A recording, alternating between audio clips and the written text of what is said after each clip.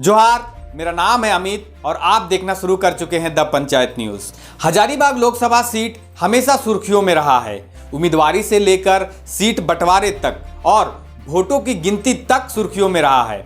BJP ने Hazaribagh Lok Sabha seat से 2 बार से लगातार जीतकर आने वाले और केंद्र में मंत्री रहने वाले जयंत सिन्हा का टिकट काटकर 2 बार से हजारीबाग सदर विधायक रहे मनीष जायसवाल को अपना उम्मीदवार बनाया है।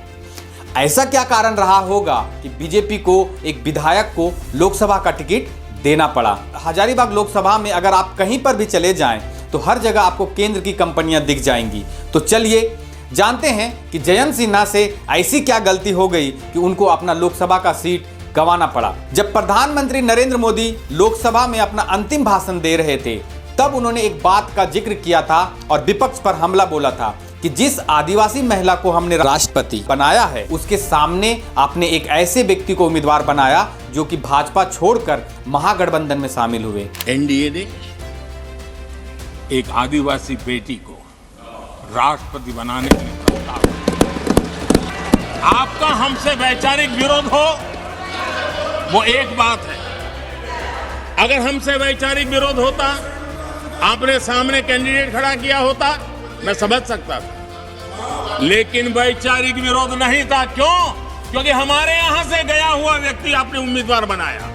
उनका इशारा जयंत सिन्हा के पिताजी यशवंत सिन्हा की ओर था। जब यशवंत सिन्हा ने भाजपा छोड़ी और जब से उन्होंने ममता बनर्जी की पार्टी टीएमसी में शामिल हुए थे तब से बीजेपी के खिलाफ मुखर होकर बोलते हैं, प्रधानमंत्री की आलोचना करते हैं और जिस दिन यशवंत सिन्हा ने भाजपा छोड़ी उसी दिन से कयास लगाया जा रहा था कि आज नहीं तो कल जयंत सिन्हा का राजनीतिक कैरियर खत्म जरूर होगा और हुआ ऐसा ही। जयंत सिन्हा ने राजनीति से संन्यास लेने की घोषणा कर दी। दूसरा कारण, बड़कागांव विधानसभा क्षेत्र में कोल कंपनियां हैं जो कि अपना काम बहुत धीरे धीरे से कर रही हैं, जिससे केंद्र सरकार को नुकसान हो रहा है और एनटीपीसी जो पकरी बरवाडी कोल खनन परियोजना चला रही है और गोंदलपुरा कोल खनन परियोजना में अडानी का कोल परियोजना शुरू नहीं हो पाया है और सेंट्रल कोलफील्ड यानी सीसीएल का कोल परियोजना भी आंदोलन के कारण अभी तक शुरू नहीं हो पाया है। रघुवर दास की सरकार ने जिस पावर प्लांट का उद्घाटन किया था, पतरातू थर्मल पावर लिमिटेड, उसका भी कार्य बहुत धीरे धीरे चल रहा है जो समय से पूरा नहीं हो पाया है।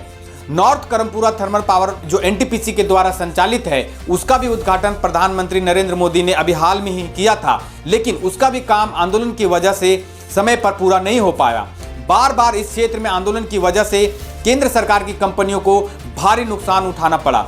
खासकर अडानी कोल ब्लॉक आवंटन किया गया था अडानी को, वह कोल ब्लॉक अभी तक शुरुआत नहीं हो पाई है। तो क्या यही मुख्य कारण है जो बीजेपी ने अपने 2 बार से लगातार जीतकर आने वाले और केंद्र में मंत्री रहने वाले जयंत सिन्हा का टिकट काटकर 2 बार से सदर विधायक रहे मनीष जायसवाल को लोकसभा का उम्मीदवार बनाया है? और कुछ बातें ऐसे हैं जैसे कि लोगों को मुआवजा नहीं मिलना, ग्रामीणों का बार बार आंदोलन करना, ग्रामीणों को सही ढंग से रोजगार नहीं मिलना, ग्रामीणों को अपना हक और अधिकार समय पर नहीं मिल पाना, क्योंकि पकरी बरवाडी कोल खनन परियोजना से एक साथ 27 से 28 गांव विस्थापित होना है। करीबन 50,000 लोग इस कोल खनन परियोजना से विस्थापित होंगे।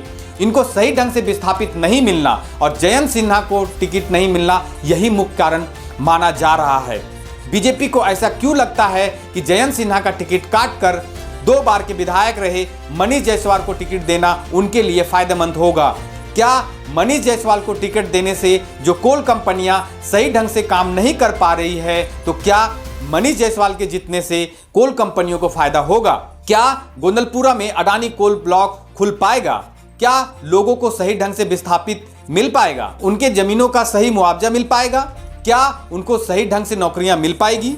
बीजेपी ने जो मास्टर स्ट्रोक खेला है, आने वाले समय में देखना यह होगा कि क्या सिर्फ उम्मीदवार बदल देना, भाजपा ऐसा सोच रही है कि जितने भी कोल कंपनियां हैं उनका फायदा पहुंचाया जाए। क्योंकि उदाहरण के तौर पर अगर हम आपको बताते हैं कि जिस प्रकार से छत्तीसगढ़, मध्य प्रदेश और राजस्थान में जो हसदे आर्यन जंगल का कटाव शुरू हुआ, कांग्रेस की सरकार में धीरे धीरे कट रही थी, लेकिन बीजेपी की सरकार बनने के बाद अंधाधुंध पेड़ों की कटाई शुरू हो गई और अडानी कोल ब्लॉक पूरी तरह से खुल गया। क्योंकि जब कांग्रेस की सरकार राजस्थान में थी और छत्तीसगढ़ में कांग्रेस की सरकार थी, तब उन्होंने कोई कदम नहीं उठाए और ना ही उस कोल ब्लॉक को रद्द करने की कोशिश की। क्योंकि पावर प्लांट जो था वो राजस्थान सरकार का था और कोल ब्लॉक जो आवंटन किया गया था छत्तीसगढ़ में वो भी राजस्थान सरकार का था और दोनों जगह पर कांग्रेस की सरकार थी। इससे आप अंदाजा लगाइए कि हजारीबाग लोकसभा में अगर मनीष जायसवाल जीतकर आते हैं तो शायद बीजेपी को ऐसा लग रहा है कि अडानी कोल ब्लॉक को खोलना उसके लिए सबसे ज्यादा जरूरी है और एनटीपीसी पकरी बरवाडी कोल खनन परियोजना जो धीमी गति से चल रहा है उसको भी तेजी गति से खोलने के लिए मनीष जायसवाल को बीजेपी ने अपना लोकसभा का उम्मीदवार बनाया है। यह हमारा विश्लेषण था।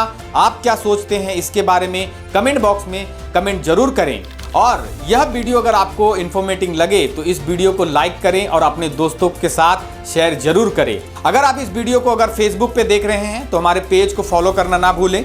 अगर आप इस वीडियो को अगर यूट्यूब पे देख रहे हैं तो हमारे चैनल को सब्सक्राइब जरूर करें। मेरा नाम है अमित और आप देख रहे थे द पंचायत न्यूज। नमस्कार।